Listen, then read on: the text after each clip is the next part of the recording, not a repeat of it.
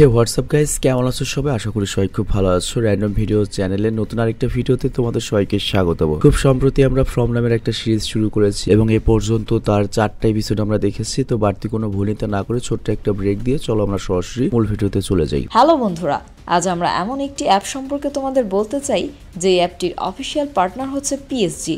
আর এখানে অনেকগুলো ম্যাচ খেলে ল্যাপটপ, আইফোন, স্মার্ট ওয়াচ ও আরও অনেক ক্যাশ প্রাইজ জেতার সুযোগ রয়েছে। আর এই অ্যাপটিতে সকল ধরনের লাইভ ম্যাচের রেজাল্ট দেখতে পারবে এবং এই ম্যাচের স্কোর অনুমান করে গেমও খেলতে পারবে, যেমন কোন টিম জিতবে, কোন টিম কত রান করবে, কে সর্বোচ্চ স্কোর করবে। এছাড়া বিভিন্ন ধরনের গেম রয়েছে, সেগুলো খেলেও ইনকাম করতে পারো। আর রেজিস্ট্রেশনের সময় আমাদের যে প্রোমো কোডটি রয়েছে রোনাল, এটা ব্যবহার করলে প্রথম ডিপোজিটে 26,000 টাকা পর্যন্ত বোনাস পেতে পারো। আর এই টাকা তুমি খুব সহজেই বিকাশ, ব্যাংক এবং অন্যান্য সহজ পদ্ধতির মাধ্যমে উঠাতে পারো। তো আর দেরি কিসের? ডেসক্রিপশনে প্রোমো কোড এবং পিন কমেন্টে প্রোমো কোড সহ সাইন আপ লিঙ্ক রয়েছে, সেটা ব্যবহার করো এবং ক্যাশ প্রাইজ জিতো। আর এখানে আরেকটা কথা মনে রেখো, আমরা যেই বিজ্ঞাপন দেই না কেন, অনলাইন থেকে টাকা আয় করা এত সহজ কোনো ব্যাপার নয়।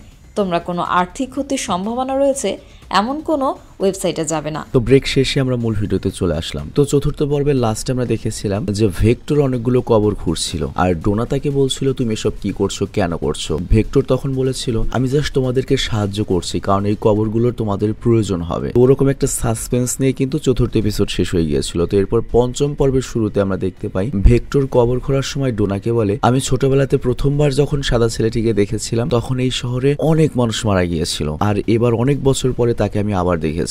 আর এই কারণে আমি আগে থেকেই কবর খুঁড়ে তৈরি করে রাখছি, কারণ অনেক লোক মারা যেতে চলেছে। আর অন্যদিকে আমরা দেখতে পাই ন্যাথন যখন খামারে প্রাণীদের খাবার দিচ্ছিল তখন তার কাছে একটা মেয়ে আসে আর সে ন্যাথনকে সারার ব্যাপারে জানায়। আসলে ডিনার এরিয়ায় সারার অবস্থা খারাপ হয়ে গিয়েছিল, ওর হাতের মধ্যে লেখা উঠেছিল ইথানকে মারার জন্য নাকি ওই বাচ্চাটাকে মারার জন্য। তো এখন তাকে হসপিটালে ভর্তি করা হয়েছে। তো এটা শুনে ন্যাথন সরাসরি হসপিটালে যায় আর ওই সময় ক্রিস্টি সারাকে চেক করছিল। তো চেক করার পরে ক্রিস্টি জানতে পারে সারা একদম ঠিকঠাক রয়েছে। আর তারপর ক্রিস্টি সারাকে বলে যে তোমার ভাই এসেছে। তো সারা তখন বলে প্লিজ তুমি আমার ভাইকে বলো যে আমি একদম ঠিক আছি, ভেতরে ঢুকতে দিও না, তা না হলে ও অনেক চিন্তা করবে। আর তখনই সেখানে ওয়েট চলে আসে আর এরপর ক্রিস্টি তার কাছে গিয়ে সব খুলে বলে যে সারা এখন ঠিক রয়েছে এবং ওর ভাইয়ের সাথে দেখা করতে চায় না, বাট বিষয়টি ওয়েটের কাছে একটু অদ্ভুত লাগে। আর এরপর ওয়েট ক্রিস্টিকে বলে দেখো আগে থেকে জিমের পরিবার অনেক সমস্যার সম্মুখীন হয়েছে আর এখন সারার সাথেও নতুন করে সমস্যার তৈরি হয়েছে। আমার তো মনে হয় এই শহরে নতুন একটা সমস্যা ছড়িয়ে পড়েছে বা নতুন কোনো ভাইরাস ছড়িয়ে পড়েছে, বাট ক্রিস্টি জানায় না এরকম কিছুই নয়। তো এরপর সে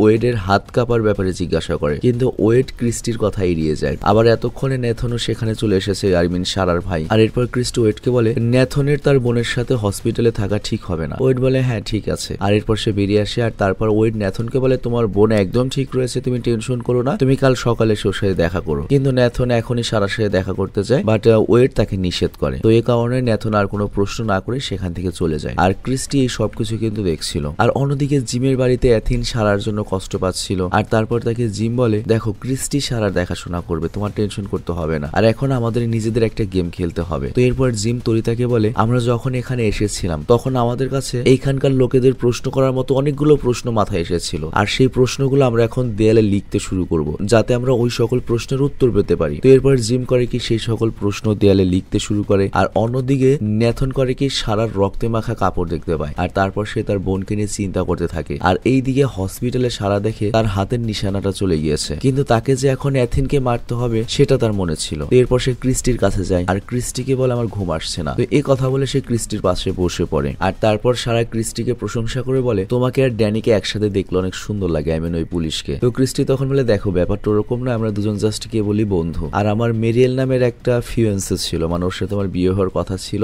এবং এখানে আসার আগেও আমার সাথে থাকতো এবং ও আমার অনেক পুরনো বয়ফ্রেন্ড ছিল, তবে সে অনেক খারাপ ছিল আর তার কাছ থেকে বাঁচতে গিয়ে আমি মূলত এই জালে আটকা পড়ে যাই। কিন্তু এই জায়গাটা আমার পুরনো জীবনের চেয়ে অনেক বেশি ভালো, তবে এখনো আমি অনেক কনফিউজড যে আমাকে আসলে কি করা উচিত। তো এরপর ক্রিস্টি সারাকে বলে আচ্ছা তোমার আসলে সমস্যা কি। সারা তখন বলে বাদ দাও, আর দেখো আমাদের সাথে খারাপ কিছু হওয়ার সাথে সাথে পরবর্তীতে ভালো কিছু হয়, যে আর ভালো কিছুর জন্য আমাদের কিছু একটা করা উচিত। ধরো এমন কোনো কাজের বদলে আমরা যদি এখান থেকে আসল দুনিয়াতে ফিরে যাওয়ার সুযোগ পাই তাহলে কেমন হবে, কারণ আমাদের এখানে থাকা বা না থাকার কোনো উদ্দেশ্যই নেই। আর কেউ যদি আমাদেরকে বলে যে আমাদেরকে সে বাড়িতে ফিরে দিতে পারবে, আসল দুনিয়াতে ফিরে দিতে পারবে, কিন্তু এর বদলে এখানকার কোন একজনকে আমাদের খুন করতে হবে, তাহলে আমাদের কি করা উচিত? ক্রিস্টি তখন বলে প্রশ্নটা অনেক অদ্ভুত, তবে হ্যাঁ, একটা খুনের কারণে যদি সবাই মুক্তি পায় তাহলে সেটা করা উচিত। সবার ভালোর জন্য একটা খুন ভুল কিছু হবে না। তো এরপর সারা বলে আচ্ছা ঠিক আছে, মানে বুঝতেই পারছো এখানে কার কথা বলছে, কাকে মারতে চাচ্ছেও। আর অন্যদিকে জিম তার প্রশ্নের ব্যাপারে ভাবছিল, আর তখনই তরিতা তার এই বিষয়ে চিন্তা করার প্রশংসা করে যে এতগুলো প্রশ্ন তোমার মাথায় এসেছে। আর তারপর জিম বলে দেখো এখানে যারা এসেছে সবাই সেই গাছ দেখেছিল, আমরা যে গাছটা দেখেছিলাম, কিন্তু আমরা সবাই শহরের বিভিন্ন প্রান্ত দিয়ে এখানে এসেছি, কিন্তু কিভাবে এক জায়গায় এসে ফেসে গেলাম? তরিতা তখন বলে এই কথা তো সবাই জানে, এটা নতুন কি? জিম তখন বলে এখানেই তো সকল প্রশ্নের উত্তর লুকিয়ে রয়েছে, আমাদের শুধুমাত্র সেটাই দেখতে হবে আর বুঝতে হবে। তো পরের দিন সকাল হতেই ক্রিস্টি আর সারা হসপিটাল থেকে বের হয়, আর সেখানে সারার ভাই ন্যাথন চলে আসে, আর তারপর সারা আর ন্যাথন একসাথে চলে যায়। তো ন্যাথন তার বোনকে নিয়ে অনেক চিন্তায় ছিল, আর সারা তখন বলে ভাই এখন সবকিছু ঠিক আছে, আমি জানি না কেমন করে আমি অজ্ঞান হয়ে গেলাম, কিন্তু হয়ে গিয়েছে কোনোভাবে। আর অন্যদিকে কলোনি হাউসে জুলি বিরক্ত হয়ে এমন সব লোকের লিস্ট করছিল, আর তখনই সেখানে ফাতেমা আসে, আর সে জুলিকে বলে দেখো এখানে আসার পরে সবাই এরকম একটা লিস্ট বানায়, এটা নতুন কিছু নয়। আর তারপর ফাতেমা জুলিকে তার বয়ফ্রেন্ডের ব্যাপারে জিজ্ঞাসা করে। জুলি তখন বলে আমি সিঙ্গেল, আমার কোনো বয়ফ্রেন্ড নেই, এমনকি আমার কোনো গার্লফ্রেন্ডও নেই, মানে বুঝতেই পারছো লেসবিয়ানের টাচও দিয়েছে। তো ফাতেমা তখন ওকে বলে এখানে সিঙ্গেল থাকাকে এখানকার মানুষ অনেক অদ্ভুত বলে মনে করে। তো এরপর ফাতেমা জুলিকে অ্যালিসের কাছে নিয়ে যায়, আর ফাতেমা অ্যালিসকে জুলির লিস্টের ব্যাপারে বলে কাকে কাকে পছন্দ করে না। তো অ্যালিস তখন ফাতেমাকে বলে তোমার উচিত জুলিকে পুকুরের পাড়ে নিয়ে যাওয়া। তো এতে জুলি রাজি হয়ে যায়। আর অন্যদিকে জেড রেডিও নিয়ে যাচ্ছিল, আর তখন সেখানে সে ট্রুডিকে দেখতে পায়, আর ট্রুডি জেডকে বলে হেই তুমি অনেক হ্যান্ডসাম, কিন্তু তুমি এই রেডিও নিয়ে কোথায় যাচ্ছ? তবে জেড ওর সাথে কোনো কথা বলে না। আর তারপর ট্রুডি সেখান থেকে চলে যায়, আর তারপর জেড সেখানে বা অনেকটা বারে আসে। আর পরের দৃশ্যে আমরা দেখতে পাই ড্যানি ওয়েডের কাছে এসেছে, আর ওয়েড অনেক চিন্তিত ছিল। তো ড্যানি তাকে এই ব্যাপারে জিজ্ঞাসা করলো, ওয়েড বলে আমি আমার স্ত্রীর কাছে যাচ্ছি, মানে কবরের কাছে। তো এই কথা বলে ওয়েড সেখান থেকে বেরিয়ে পড়ে। আর এইদিকে জেড করে কি বারের ভেতরে অনেক ড্রিঙ্কস পান করে, কিন্তু এই ড্রিঙ্কসটার স্বাদ একদমই ভালো ছিল না। আর তখন বারের মালিক বলে দেখো এখানে মূলত আলু পচিয়ে এই ড্রিঙ্কস তৈরি করা হয়, কারণ আর কোনো উপায় তো নেই, তবে তারপরেও এটা এখানকার মানুষের মাথা ঠান্ডা রাখার জন্য যথেষ্ট কাজ করে। আর তখন জেড বলে আমার মনে হয় এখানকার লোক সরকারি কোনো এক্সপেরিমেন্টের কারণে এই জায়গাতে আটকে গিয়েছে, কিন্তু এটাকে তারা এখন নিজেদের ভাগ্য মনে করছে, কিন্তু আমি এখানে থাকতে চাই না, আমি এই জায়গাটাকে বোঝার চেষ্টা করছি। তো এটা বলে জেড সেখান থেকে চিৎকার করতে থাকে। আর এরপর বারের মালিক তাকে শান্ত করে এবং বলে দেখো তুমি নিজেকে অনেক বেশি স্মার্ট মনে করো, এটা ঠিক আছে, স্মার্ট মনে করতেই পারো, এবং প্রথম প্রথম যারা এখানে আসে সবাই নিজেকে স্মার্ট মনে করে, এবং তুমি মনে করছো যে তুমি ওখান থেকে বের হওয়ার রাস্তা বের করতে পারবে, কিন্তু এমনটা সম্ভব নয়। বাট জেড তখন বলে হ্যাঁ আমি এটা খুঁজে নেব, কারণ এই জায়গা যে বানিয়েছে সে বানানোর সময় কোনো না কোনো একটা ভুল তো করবেই, আর আমার সেই ভুলটাকেই খুঁজতে হবে। আর এরপর বারের মালিক বলে দেখো আমিও অনেক শিক্ষিত, আমিও অনেক থিওরি জানি, কিন্তু এখানে কোনো থিওরি শোনা কাজ করে না। তো এই কথা শুনে জেড চিন্তায় পড়ে যায়। আর অন্যদিকে সারা চাকু নিয়ে জিমের বাড়িতে আসে, আর ওই সময় তরিতা অ্যাথিনের চিকিৎসা করছিল, আর অ্যাথিন অনেক দ্রুত সুস্থ হয়ে যাচ্ছিল। তো অ্যাথিন তখন তার মাকে বলে এই জায়গাটা অন্যরকম, কারণ এখানে আসার পরে আমরা সবাই অনেক বদলে গিয়েছি। আর তখনই সেখানে সারা চলে আসে, আর সে তরিতাকে বলে আমি অ্যাথিনের সাথে দেখা করতে এসেছি, আমি এখন সুস্থ হয়ে গিয়েছি, তো অ্যাথিনের সাথে কিছু সময় কাটানো যাবে? তো অ্যাথিনও সারার সাথে খেলতে চায়, কারণ এত সুন্দর একটা মেয়ে। তো এরপর তারা দুজনে বাইরে এসে খেলতে শুরু করে, কিন্তু সারার মাথায় তো চলছিল খালি অ্যাথিনকে কিভাবে মারবে সেই বুদ্ধি। আর অন্যদিকে ফাতেমা জুলিকে নিয়ে একটা পুকুরের কাছে আসে, আর এই জায়গাটাই কলোনির লোকদের কাছে অনেক প্রিয় একটা জায়গা। তো তারা সবাই এখানে অনেক মজা করছিল। তো জুলি তখন বলে আমাদের সবার সাথে আনন্দ করা উচিত, তাই না? কিন্তু ফাতেমা জুলিকে নিজের ব্যাপারে বলতে শুরু করে। সে বলে আমি আমার বাবা মায়ের সাথে আঙ্কেলের বাড়িতে বেড়াতে গিয়েছিলাম, আর সেখানে অনেক মজা করেছিলাম, কিন্তু একদিন সেখানে একটা পটকা ফোটার কারণে পুরো বাড়ি পুরো ধ্বংস হয়ে যায়, এবং আমার পুরো পরিবার সেখানে মারা যায়। তো এই পৃথিবীর আসলে সব জায়গাতেই মনস্টার রয়েছে, এটা খালি এখানে নয়, বাইরের পৃথিবীতেও রয়েছে, আসল দুনিয়াতেও রয়েছে। তো আমাদের খালি খারাপ জিনিসগুলো ছেড়ে ভালো জিনিসগুলোর উপর ফোকাস করতে হবে। আর তখনই সেখানে অ্যালিস আসে, আর সে ফাতেমাকে নিয়ে পানিতে ঝাঁপ দেয়। আর এই দিকে অ্যাথিন আর সারা নিজেদের মধ্যে কথা বলছিল। তো সারা তাকে বলে কয়েক মাস হলো আমি এখানে এসেছি, কিন্তু অ্যাথিন বলে আমি তো কিছুদিন পরে এখান থেকে চলে যাবো, বেশি দিন থাকবো না। আর তখন সেখানে তরিতা আসে, আর সারা তাকে বলে আমি অ্যাথিনকে নিয়ে আমার ভাইয়ের অ্যানিমেল ফার্মে নিয়ে যাচ্ছি। হ্যাঁ, তখন তরিতা বলে হ্যাঁ ঠিক আছে, ঘুরতে নিয়ে যাও, সমস্যা নেই, আর আমিও তোমাদের সাথে আসছি। আর এরপর সে জিমকে বলে সারার সাথে চলে যায়। আর অন্যদিকে ওয়েড তার স্ত্রীর কবরস্থানে যায়, আর সেখানে সে তার স্ত্রীকে এখানে ঘটে যাওয়া সকল ঘটনা বলতে থাকে। আর সে তার স্ত্রীকে তার হাতের সমস্যার ব্যাপারে বলে যে হাত কাঁপছে, যে তার হাতের অবস্থা অনেক খারাপ হয়ে গিয়েছে, কিন্তু এখান থেকে বের হয়ে যাওয়ার কোনো সম্ভাবনাই পাচ্ছি না, রাস্তাই পাচ্ছি না, এবং অনেকবার বের হওয়ার প্ল্যান করেছি কিন্তু কোনোবারই সফল হতে পারেনি। আর তখন দুঃখেও হাসতে শুরু করে, এবং সে বলে আমার কাছে রিস্ক নেওয়া ছাড়া আর কোনো রাস্তাই এখন আর নেই, এখন তোমাকেই আমাকে সাহায্য করতে হবে, প্লিজ আমাকে কোনো সাইন দাও, আমাকে কোনো সাহায্য করো যাতে আমি এখান থেকে বের হতে পারি। আর অন্যদিকে ন্যাথন ফাদারের কাছে আসে, আর ওই সময় ফাদার শান্তিতে বসেছিল। তো ন্যাথন তাকে তরিতাকে বলে আমি কিছু স্বীকার করতে চাই ফাদার, মানে বিষয়টা বুঝিয়ে বলি আমি তোমাকে। যারা ক্রিশ্চিয়ান তারা করে কি ফাদারের কাছে গিয়ে কোনো কিছু কনফেস করতে পারে, যে কোনো কিছু, ধরো একজনকে খুন করে গেছে, ফাদারের কাছে কনফেস করলে আমি খুন করেছি, মানে মনের বোঝা হালকা করবে, কিন্তু ওই কথা ফাদার কাউকেই বলবে না, এরকম একটা নিয়ম আর কি। তো যাই হোক এখানে নেদন বলে যে আমার খুব খারাপ লাগছে, আমি একটা কিছু বলতে চাই। তো ফাদার তখন বলে তুমি বলো। তো কি নিয়ে কথা বলতে গেছে তোমরা নিশ্চয়ই আন্দাজ করতে পারছো যে ওর বোন যে অ্যাথিনকে মারবে এই ব্যাপারেই হয়তো। আর এইদিকে অ্যাথিন ফার্মে প্রাণীদের সাথে খেলছিল। তো সারা তখন তরিতাকে বলে তোমার পরিবার তো অনেক ভালো। তরিতা তখন বলে হ্যাঁ এখানকার লোকেরাও অনেক ভালো, কিন্তু সবাই অনেক ভয় পেয়ে রয়েছে, আর তাদের সবার একবার আমাদের বাড়িতে আসা উচিত। সারা তখন বলে দেখো আমাদের সবার বাড়িতে যদি ওই জাদুর পাথর না থাকে তাহলে আমরা সবাই ওই মনস্টার দ্বারা আক্রমণের শিকার হব, কিন্তু আমাদের এই বাড়িতে এমন একটা জায়গা রয়েছে যেখানে মনস্টারের কাছ থেকে লুকাতে পাথর লাগে না, নর্মালি লুকাতে পারি, আর এই ব্যাপারটি তোমার জানা উচিত। এমন একটা ঘর আমাদের এখানে রয়েছে যেটা তোমার দেখা উচিত। এরপর সারা করে কি তরিকাকে নিয়ে ওই বাড়ির সেই জায়গাতে যায়, আর এইদিকে ফাদার করে কি ন্যাথনের উপর অনেক রেগে যায় এই কথা শুনে, এবং সে সারাকে থামানোর জন্য যেতে থাকেন ওই ফার্মের দিকে। আবার সারা করেছে কি এখানে তরিতাকে সেই জায়গায় নিয়ে যায় এবং একটা ঘরে বন্দি করে দেয়, মানে এটা একটা ফাঁদ ছিল। আর তারপর তরিতাকে বলে আমি এখন যা করব সবার জন্য করছি। আর অন্যদিকে ন্যাথন যায় ডিনার এরিয়াতে, আর সেখানে গিয়ে সারাকে খুঁজতে থাকে। বাট তখন একটা ছেলে তাকে বলে সারা তো অ্যাথিনকে নিয়ে তোমার ফার্মে গিয়েছে। তো এই কথা শুনে ন্যাথনও ফার্মের দিকে যেতে থাকে, আর এখানে ফার্মে সারা করে কি অ্যাথিনের কাছে আসে। আর অ্যাথিন যখন ওর মাকে দেখতে পায় না তখনও সারাকে দেখে ভয় পেতে থাকে। আর সারা তখন বলে প্লিজ অ্যাথিন তুমি আমাকে ক্ষমা করে দিও, কিন্তু আমার কিছু করার নেই। আবার ওইদিকে ঘরের ভেতর থেকে তরিতা চিৎকার করছিল, আর বাইরে সারা অ্যাথিনকে মারার চেষ্টা করছে, আর এরপর সে অ্যাথিনকে ধরেই ফেলে। কিন্তু তখন সেখানে ন্যাথন চলে আসে এবং সে সারাকে থামানোর চেষ্টা করে, কিন্তু সারার হাতে চাকু থাকার কারণে চাকুটা ভুল করে ন্যাথনের গলায় লেগে যায় এবং ন্যাথনের গলা কেটে যাওয়ার কারণে সারার আপন ভাই সেখানেই মারা যায়। কিন্তু ততক্ষণে সেখানে ফাদার চলে এসেছে, আর অ্যাথিনও সেখান থেকে পালিয়ে যায় এবং পালানোর সময় অ্যাথিনের সাথে জুলির মানে ওর বোনের দেখা হয়। আর ওই সময় অ্যাথিন অনেক ভয় পেয়েছিল, তো জুলি তাকে শান্ত করায়। আর তখন জিমও ন্যাথনের বাড়িতে চলে আসে, আর সে তরিতাকে ডাকতে শুরু করে, আর তার আওয়াজ শুনে তরিতা সাহায্যের জন্য চিৎকার করতে থাকে। আর তারপর জিম ফাইনালি তরিতাকে পেয়ে যায় এবং মুক্ত করে দুজনে বাইরে চলে আসে। কিন্তু অ্যাথিন সেখানে ছিল না, তো ভয় পেয়ে যায় অ্যাথিন কই গেল। বাট তখনই জুলি অ্যাথিনকে নিয়ে সেখানে চলে আসে। তো দুইটা বাচ্চা সুস্থ রয়েছে এটা দেখে দুই বাবা মা শান্তি পায়। আর তারপর ক্রিস্টি করে কি ন্যাথিনকে চেক করে, আই মিন সারার ভাইকে, এবং জানতে পারে সারার ভাই ন্যাথন তো অনেক আগেই মারা গিয়েছে। আর এরপর ফাদার ওয়েটকে বলে সারা তো পালিয়ে গিয়েছে এখান থেকে। তো কিছুক্ষণ পরে সবাই যার যার ঘরের উদ্দেশ্যে চলে যেতে থাকে। আর যখন ওয়েড আর ফাদার জিমের সাথে কথা বলতে যায়, জিম তখন তাদের উপর রেগে যায় এবং বলে এই জায়গাটা তো একদমই পরিবারের মতো না, কেউ কাউকে হেল্প করে না, আমরা এখানে এসেছি এক সপ্তাহ হয়নি, এরই মধ্যে এই টাউনের একটা মেয়ে আমার ছেলেকে মারতে চেয়েছে, এখানে যারা থাকে তারা মানুষ নয়, তারা জানোয়ার। তো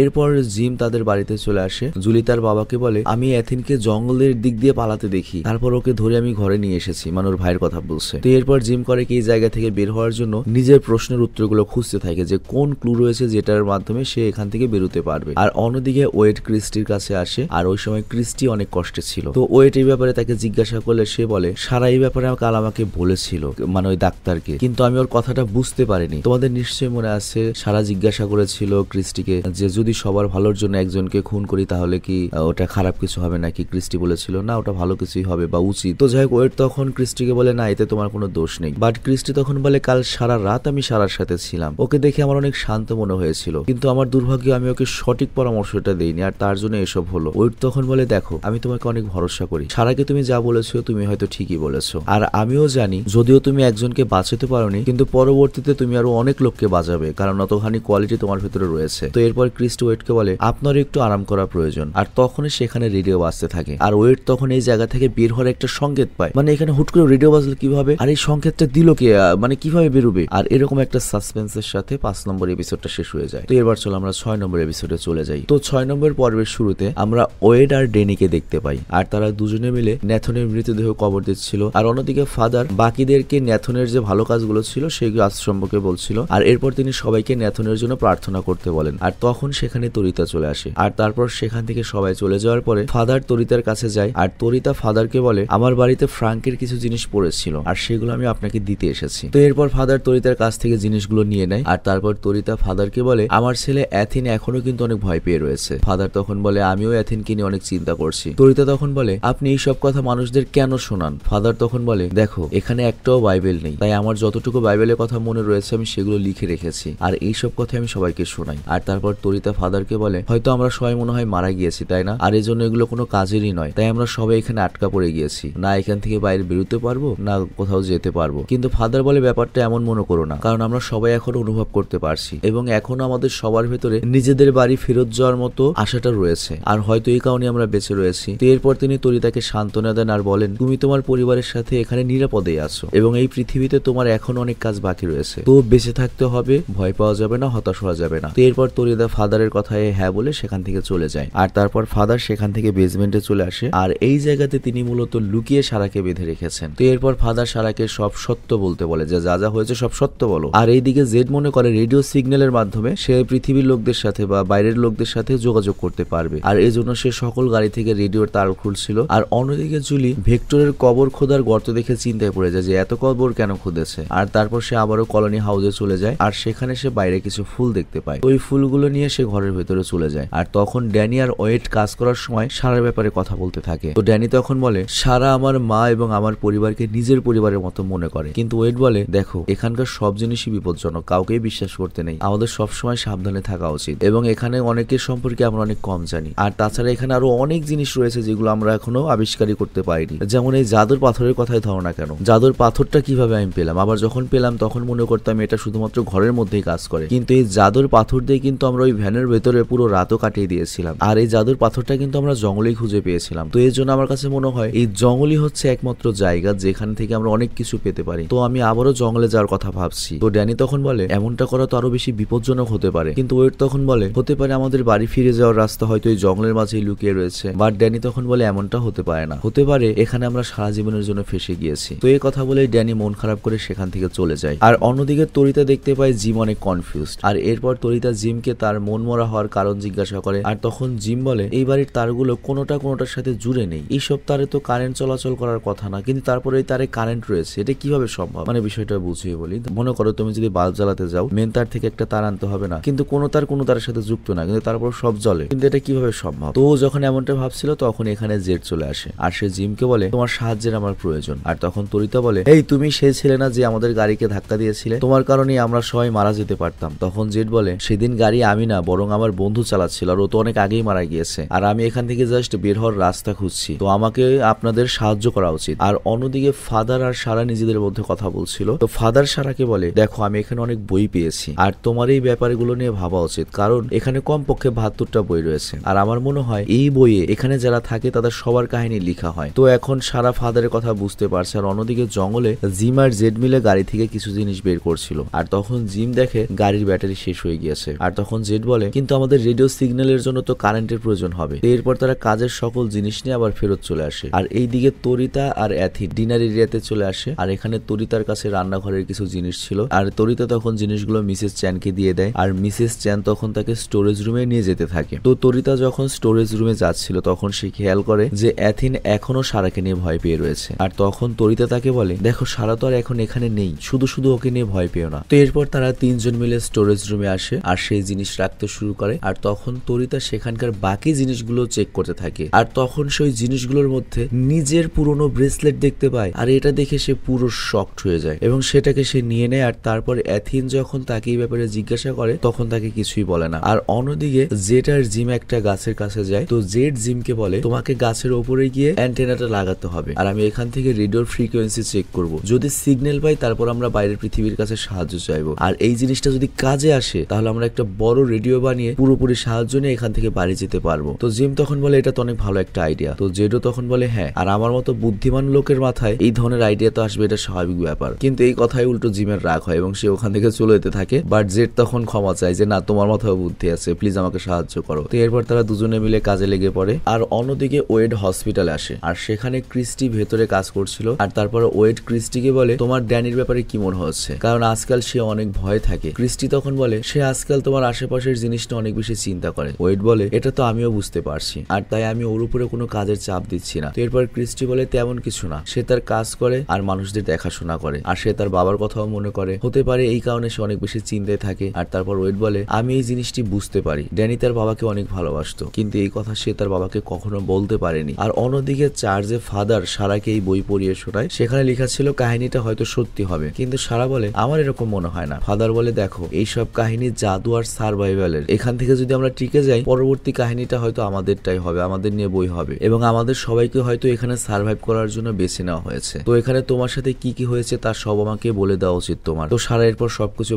সত্য বলতে শুরু করে। আর অন্যদিকে তরিতা আর আর অ্যাথিন জিমের জন্য অপেক্ষা করছিল। তো অ্যাথিন তখন তার মাকে বলে এই জায়গাটা অনেক বেশি অদ্ভুত। আর তখন সেখানে লাইট জ্বলতে আর নিভতে শুরু করে। আর তখন তরিতা অ্যাথিনকে বলে আমি এসব জিনিসের ব্যাপারে খোঁজ নিয়েই ছাড়বো। আর এরপর তরিতা করে কি ঘরের জিনিস সরিয়ে ওই ঘরে যে তারটা রয়েছে ওই তার চেক করতে থাকে যে তারের শেষ মাথায় গিয়েছে কোথায়। আর এই দিকে জিম করে কি গাছের ওপরে ওঠে আর নিজের কাজ করতে থাকে। আর জেড নিচে দাঁড়িয়ে রেডিও চালু করার চেষ্টা করে, কিন্তু তখন জেডের হাতে অনেক রক্ত পড়তে শুরু করে হঠাৎ করে। আর এরপর সে যখন ওপরের দিকে তাকায় সে ওপরে একটা গলিত লাশ দেখতে পায়, সেটা হয়তো জিমের। আর এটা দেখে জেড অনেক ভয় পেয়ে যায়। আর এই লাশের রক্ত কিন্তু জেডের উপর পড়ছিল। আর তখন গাছের গায়ে সে একটা অদ্ভুত চিহ্ন দেখতে পায়। আর হঠাৎ করে তার সামনে সৈনিক চলে আসে এবং জেডের উপর আক্রমণ শুরু করে। আর এরপর জেড তার জীবন বাঁচিয়ে পালাতে শুরু করে। আর তখন সৈনিক তার উপর গুলি করতে থাকে, কিন্তু কিছুক্ষণ পরে জেডকে সেই ধরেই ফেলে। আর তিনি জেডকে যখন মেরে ফেলতে যাবেন তখন জেড অনেক চিৎকার করতে থাকে। আর এই জিনিসটা জিম দেখতে পায় এবং সে নিচে এসে জেডকে ঘুম থেকে জাগায়, কারণ এই সবকিছু জেডের একটা ভ্রম ছিল। কিন্তু জেড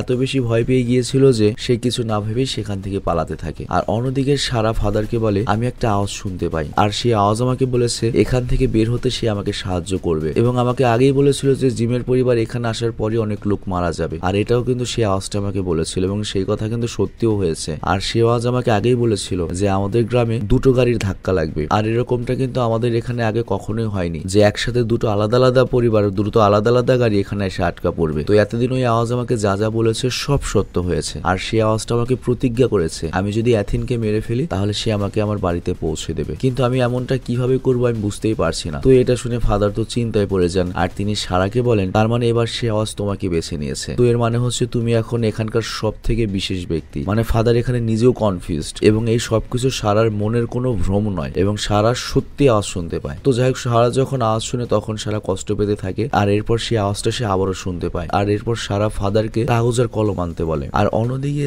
জিম গাছের কাছে এসে রেডিও চেক করতে থাকে। আর সেখানে ফ্রিকোয়েন্সি তো এসেছিল কিন্তু সেটা অনেক দুর্বল ছিল, মানে জিম কারোর সাথে যোগাযোগ বা কন্ট্যাক্ট করতে পারছিল না। তবে সেটা বুঝতে পারে রেডিও দিয়ে হয়তো সাহায্য সে পেতে পারে। আর তখন আমরা জেডকে দেখি আর সে ডিনার এরিয়াতে এসে একটা চিহ্ন আঁকছিল। আর ওই চিহ্নটা ছিল হচ্ছে সেই চিহ্ন যেটা সে স্বপ্নে দেখেছিল। আর তখনই মিসেস চ্যান জেডকে খাবার দিতে আসে, আই মিন ওই যে ড্যানির মা। আর তিনি এসে জেডকে এই চিহ্নটা আঁকতে দেখেন। তো তিনি বলেন এই চিহ্নটা তো আমি আগেও দেখেছি। জেড তখন বলে হ্যাঁ এই চিহ্ন আমিও অনেক জায়গায় দেখেছি। তো এরপর মিসেস চ্যান তাকে স্টোরেজ রুমে নিয়ে যান আর সেখানে জেড অনেক জিনিসপত্র দেখতে পায়। তো এরপর মিসেস চ্যান করে কি জেডকে একটা বই দেয় আর সেই বইতেও ঠিক একই রকম চিহ্ন বানানো ছিল। তো এটা দেখে জেড পুরো অবাক হয়ে যায়। আর অন্যদিকে সারা চার্জে একটা ছবি বানায়। আর এরপর সারা ফাদারকে বলে সে আওয়াজ আমাকে বলেছে আপনি যেদিন এখানে এসেছিলেন সেদিনই আপনাকে সেই আওয়াজটা দেখেছে এবং আপনি এখানে কি করে এসেছেন কি কি নিয়ে এসেছেন সবকিছু সে জানে এবং ওই সময় আপনার যে ব্যাগ ছিল ব্যাগের মধ্যে কি ছিল সেটাও সে জানে। তো এই কথা শুনে তো ফাদারের পায়ের নিচ থেকে মাটি সরে যায়, ফাদার ভয় পেয়ে যায়। আর অন্যদিকে ওয়েট তার জিনিসের মধ্যে থেকে একটা বল বের করে আর তিনি ড্যানির কাছে এসে বলেন আমি তোমার সাথে খেলতে চাই। কিন্তু ড্যানির কাছে এটা বাচ্চাই মনে হয়, তিনি নিষেধ করে দেন। বাট ওয়েট তখন বলে দেখো আমি অনেক সময় ধরে চিন্তায় আছি কেননা আমি অসুস্থ